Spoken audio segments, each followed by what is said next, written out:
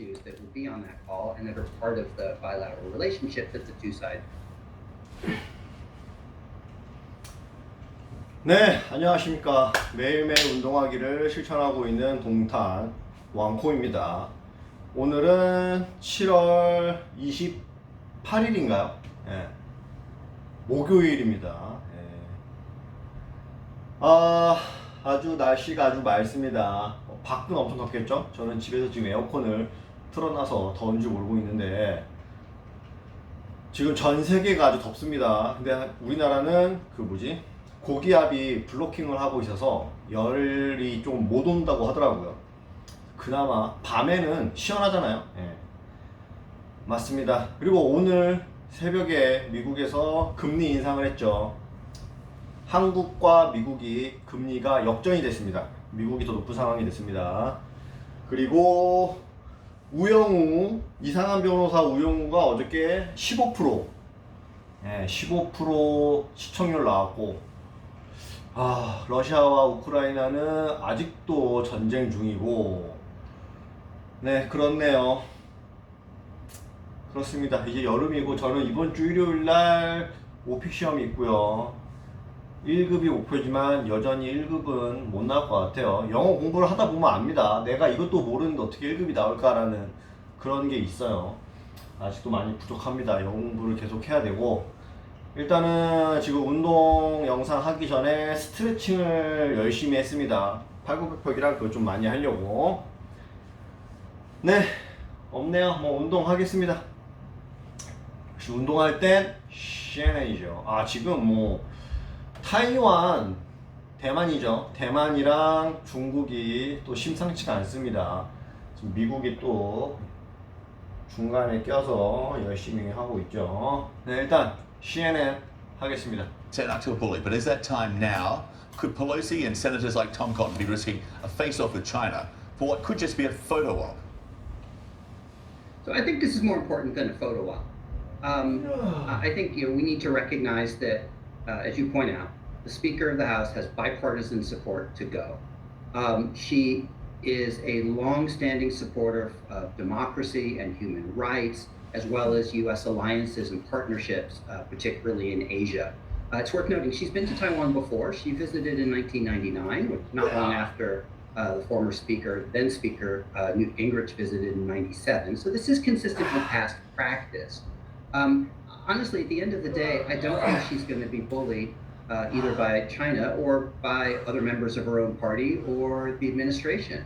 So I think the trip is going to go forward. And the important part is having solid, credible communications between Washington and Beijing, but also between Taipei and Washington to ensure that the trip is managed, the consequences of the trip are managed, and that democratic nations are able to talk together and engage one another and provide global public goods together without coercion from outside countries. Drew, I think we're just out of time, so I'll leave it there. But thank you so much for being with us. We really appreciate it. Thank you. My pleasure. Thank you for having me. It's a pleasure.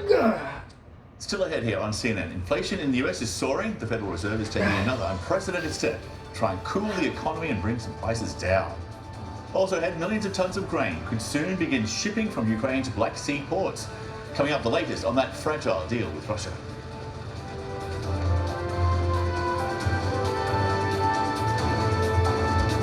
He's interviewed 5 U.S. presidents, authored 7 books, and has an independent voice that resonates. What happened to when we were united against a common enemy? He's raw, unique, and one of America's most important talk show hosts. Watch Su영하는, Saturday on CNN.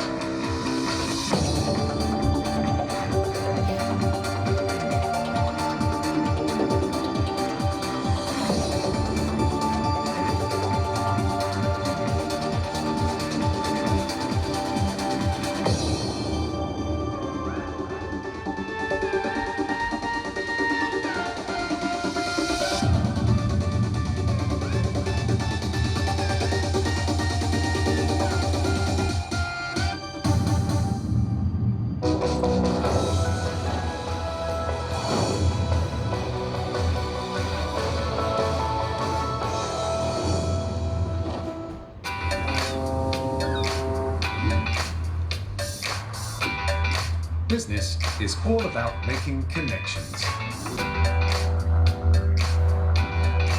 But some connections are easier to make than others. With a CNN partner hotel, the world is always at your fingertips. CNN partner hotels, connected to your world.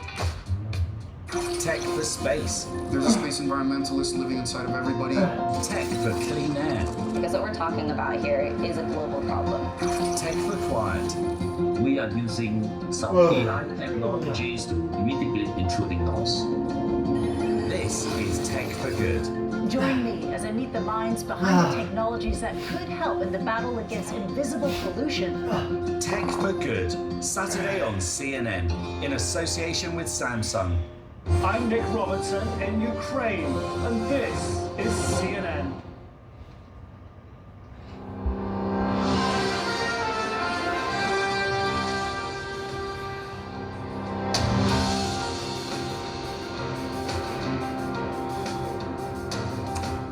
Wherever you are around the world, thank you for being with us. I'm John Bors. You're watching CNN Newsroom.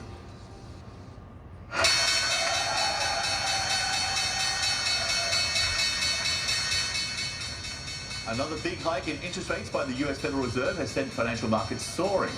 The Dow gained more than 400 points Wednesday. The Nasdaq finished up 4%. But for the second straight month, the Fed has raised rates by 0.75 of a percentage point, an unprecedented effort to try and tame inflation. But with unemployment near a 50-year low and wages continuing to grow, Fed Chairman Jerome Powell does not believe the US is currently in a recession. We're trying to do just the right amount, right? We're not trying to have a recession, and we don't think we have to. We think that there's a path for us to be able to bring inflation down while sustaining a strong labor market. As I mentioned, along with, in all likelihood, some softening in labor market conditions. So that's what we're trying to achieve, and we continue to think that there's a path to that. We know that the path has clearly narrowed, really based on events that are outside of our control, and it may narrow further. More now from CNN's Rahel Solomon reporting in from New York. The Federal Reserve making history Wednesday to fight red-hot inflation. The U.S. Central Bank once again raising interest rates by 0.75%. This is now the first time in modern history that policymakers have raised interest rates by 0.75% consecutively. Before June, the last time we saw an increase of this magnitude was 1994. During a press conference Wednesday, Chairman Jerome Powell said that the committee is acutely aware that high inflation is a hardship for many Americans, but doing too little is a bigger threat and potentially allows inflation to remain higher for longer. When the Federal Reserve raises its benchmark interest rate, that then leads to higher borrowing costs and interest rates for everything from credit cards and car loans to mortgages. When borrowing costs go up, we consumers tend to spend less. The hope is that if we spend less, that creates a bit more balance in the demand for goods and services and the supply of those goods and services, and prices come down. The concern, however, is the Fed raises rates so aggressively that it brings spending to a halt, and that triggers a recession and job loss. Chairman Powell noted that while the path to avoid a recession may have narrowed, he does not believe the U.S. is currently in one because many areas of the economy, like the labor market, are performing well. Unemployment is currently at 3.6%, and demand for workers is very strong. The labor market, a silver lining in a period otherwise marked by decades-high inflation, and the fight of central bankers to tame that inflation. Rahel Solomon, CNN, New York. Preparations are underway at 3 Ukrainian Black Sea ports to be exporting grain after UN broke a deal with Russia. The first shipments expected to leave within days, but doubts linger over Russia's commitment to the deal. CNN's Nadia Bashir reports. A landmark agreement now ready to be enacted. Delegations from both Russia and Ukraine brought together again in Istanbul. This time to mark the inaugural meeting of the Joint Coordination Centre. The duty of the center is to ensure the safe sea transportation of grain and other supplies to be exported from Ukraine. It has become necessary to establish a sea corridor for the safe delivery of more than 25 million tons of grain, waiting in Ukrainian ports to the countries in need in a short period of time. It's a deal which has taken weeks of negotiation to secure. And with the framework set to remain in place for at least 4 months, the work of this unprecedented collaboration could prove decisive in alleviating some of the pressures of the global food crisis. Well, you can see the media storm behind me, and that's because this centre here, the Joint Coordination Centre, is set to be the heartbeat of the Grain Export Initiative, bringing together representatives from Turkey and the United Nations, but crucially from both Russia and Ukraine, to oversee the export of grain and other vital agriculture goods through the Black Sea. The real question now is whether all four parties, and in particular whether the Russian Federation, will commit to the framework outlined in this agreement. But trust in Russia's intentions on the Black Sea is tenuous. Just a day after the deal was signed in Istanbul on Friday, Russian forces launched an attack on the southern Ukrainian port of Odessa, raising concerns over the viability of the agreement. Now, Ukraine says it's placing its trust in Turkey and the United Nations. Well, I can say that all parties here have expressed their commitment to making this initiative a reality and getting it operational. I think that's demonstrated by the fact that all parties had a very senior person arrive here on extremely short notice. Are you confident that Russia will commit, given the fact we've already seen an attack? I'm confident that this will be a successful initiative, yes, and we're going to work very hard to make sure that it does happen. According to the Ukrainian government, work is now underway to finalize safe corridors from 3 of Ukraine's Black Sea ports. And with no shortage of urgency around this initiative, officials say the first shipments could leave Ukraine by the end of this week. Neda Bashir, CNN, Istanbul. Still to come, Pope Francis is in French-speaking Canada meeting political leaders and still making amends with Indigenous communities. We'll have the latest.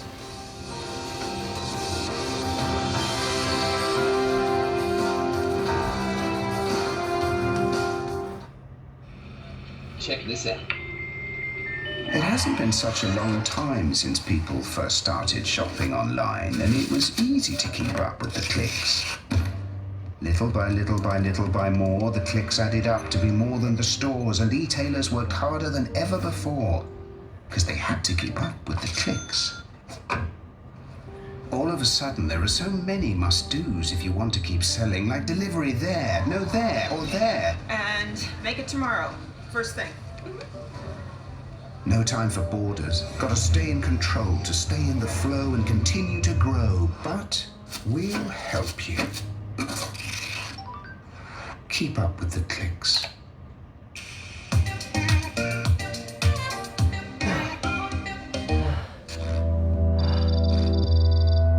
Some people question why a museum of the future would exist. The assumption is that a museum is dedicated to the past, but for us, the past and the future and the present are all existing on a continuum, and we're all part of the same thing.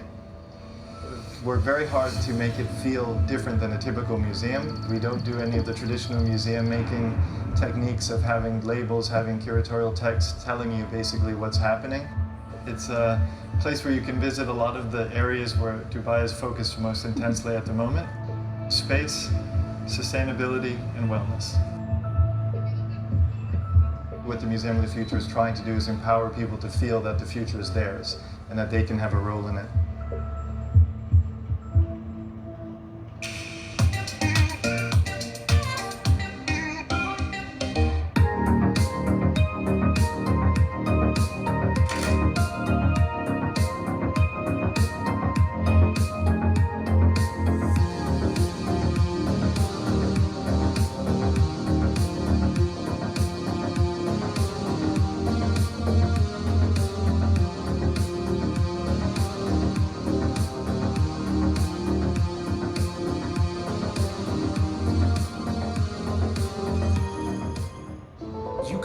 The refugees from Ukraine. Join the over 80,000 who've already raised millions for food, shelter, and more. Explore cnn.com/impact. Click to take action.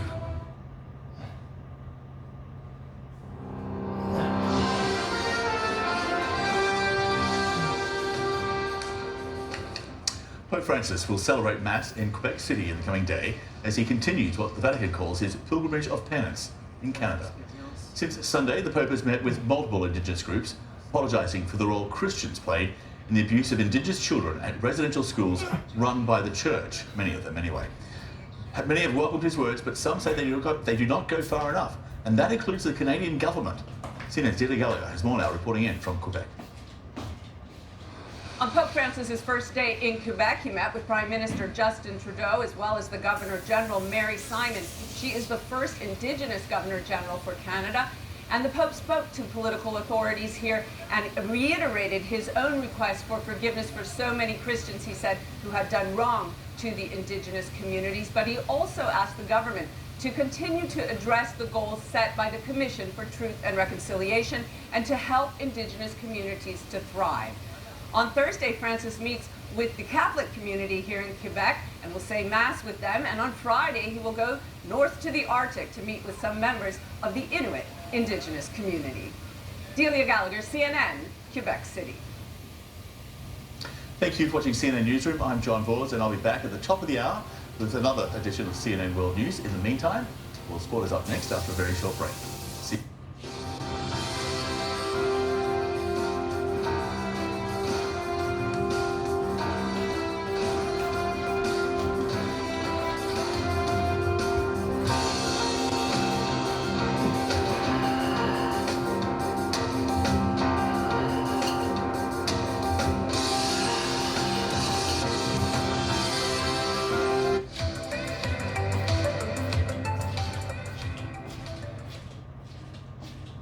Al City, which is part of Abu Dhabi, is my favorite because it has a big history about the country.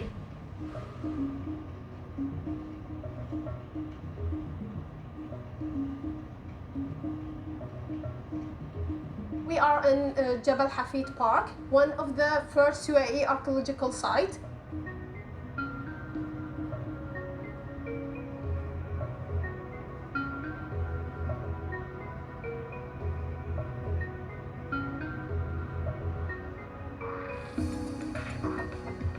This is like a special place for us to do camping in a very modern way.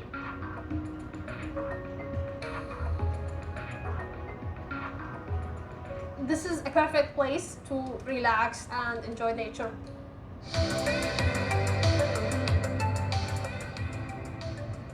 The world's biggest business stories in one place. Expert analysis from every corner of the globe. Marketplace, Africa, Asia, Europe, and the Middle East. With CNNBusiness.com. Once in a generation opportunity. Technology, innovation, business. The Women's European Championships final is set. Leading by example, how a skipper's performance ensured Germany's date with destiny alongside host nation England. And the ultimate sister act, we're 1-on-2 with golf's Henderson siblings just days after Brooks' historic making weekend in France. CNN World Sport starting right now.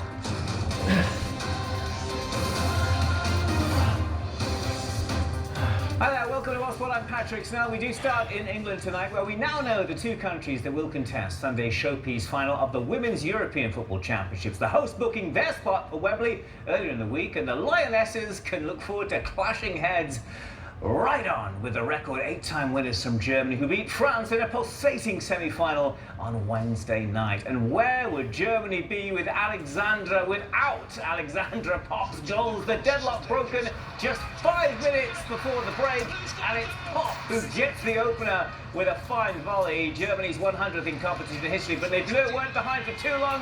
Kedidiatu Diani taking the shot from outside the box. A strike hits the woodwork, then the keeper in for 1-1.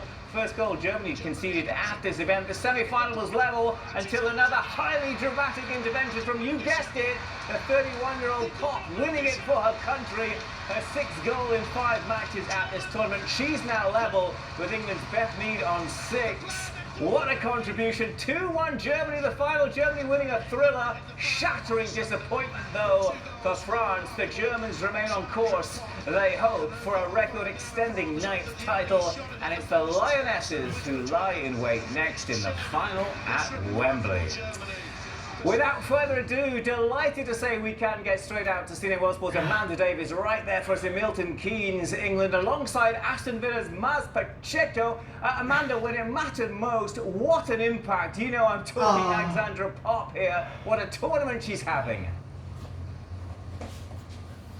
Yeah, absolutely, Pat. And don't you sometimes feel in this game it is written in the stars, not only what Alex Popp has done during this tournament, but of course the fact we're now gearing up to an England-Germany final. Maz, we've spoken so much in the build-up about Alex Popp. She said she felt people were writing her off ahead of this tournament, having missed the 2 tournaments through injury, then nearly missed this one through another injury, then testing positive for COVID. But, I mean, she is now properly writing the headlines in the right way, isn't she? Definitely. I think a player of that quality, you can't write off, no matter the injuries, no matter the illnesses that she's been through. She's at the top of her game, she still is, and I think she's shown that tonight. And Wendy Renard, in the centre of the French defence, is such a presence, isn't she? I mean, you are a defender.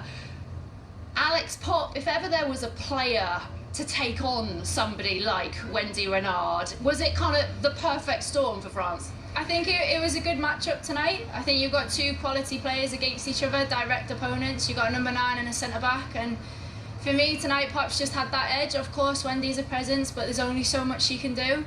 And in the end, Germany got the win. And the Germany coach in the run-up to the game had said, this is very much a game of equals. And there were times you really didn't know which way it was going to go. What for you ultimately made the difference? I think for me, Germany were that more physical. They had the physical edge. The movement was fluid. They knew where each other was going to be, and I think that shows the relationships they have on the pitch and the intensity that they train at. But France had a good few chances, so it could have gone both ways. I think for me, France didn't take their chances in the end, Germany did. You wonder how France will reflect on that, because France haven't scored a second half goal in a European Championships since 2013, which is quite incredible. I mean, they certainly took a step forward, didn't they, reaching the semi-final for the first time. But do you think they will see this as a positive as a tournament, or will they be regretting those missed opportunities? I think it's going to be regret. You look at the quality of players that they have, the quality of players that play Champions League, have won it maybe 8-7 times in their career. So for me, it'll be 100% regret. They were coming out to win this tournament, and I think not making it to the final is going to be a disappointment for them. They are one of the teams that people were talking about in the build-up to this tournament. Not many people, though, were talking about Germany as amongst the favourites because of their disappointment in recent times. How much of a surprise have they been to you? I think they've took everyone by surprise. They still have a young squad, but the youngsters have shown that they can cope at the highest level, and I think with the guidance from Pop, it just shows how far they can go, and it's going to be a tough game for the Lionesses. Again, I don't know what way it's going to go. They have been so dominant in this tournament, in the history of the European Championships, but have kind of lost a bit of their grasp in recent times. How much do you think that is a case of the rest of Europe catching up and maybe them taking their foot off the gas? Well, I think it comes down to, the players that are playing at club, how well they're playing, the leagues that they're playing in and what they're competing for, and can you bring all that talent together and compete? Germany's at the top of their game, their league's amazing, and here in England, same again, it's competitive, but can we match them on Sunday? I guess we're going to have to see. That is the big question. Maz, for now, thanks very much indeed. France, their first semi-final at a European Championships. You do suspect on today's performance, not their last. But it is Germany heading to Wembley and the final, a record 10th European Championship final. And what a match we have in prospect, Pat. Yeah, there is so much to look forward to. Amanda and Maz there, and Milton Keynes for us. Thank you so much for joining us. Next up, we're going to be joined by the Canadian golfer making history for her country. Why? For Brooke Henderson, it's also the ultimate sister act, and neither sibling would have it any other way. I'm the player and I get the final say, and Britain's trying to feed me as much knowledge and guidance as possible. But you know, so far it's been good. Afghan women are afraid that this is the beginning of your efforts to erase them from the workspace. My long list, it's not clear. Even here with the burqa, maybe they will say that women's voices are forbidden. Did you